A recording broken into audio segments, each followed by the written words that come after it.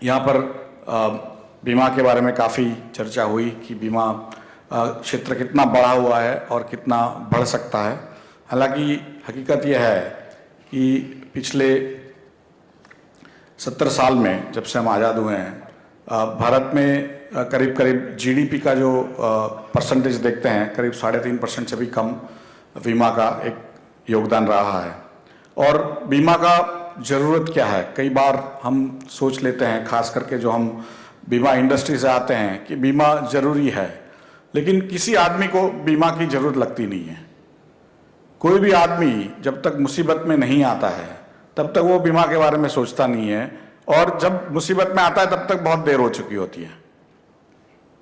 तो बीमा ऐसी चीज़ है कि जिसकी किसी को ज़रूरत नहीं है जब वो सही सलामत है, और जब वो दुख में है तो बीमा उसके पास होता नहीं है। तो मुझे लग रहा है कि कहीं ना कहीं ये जो चीज़ है, इसीलिए कहते हैं कि बीमा जो है कोई लेता नहीं है, बेचना पड़ता है। वहाँ पर हमारे पास एजेंट आते हैं, बहुत समझाते हैं, उसके बाद भी हम कहते हैं यार 1000 रुपया क्यों दूँ। तो वो आपको कह नहीं सकता है कि आपकी जब मृत्यु होगी तो आपको परिवार को 1 लाख होगा मिलेगा, क्योंकि वो मैं ही नहीं रहूँगा तो मेरे क्या फ़र्क पड़ता है।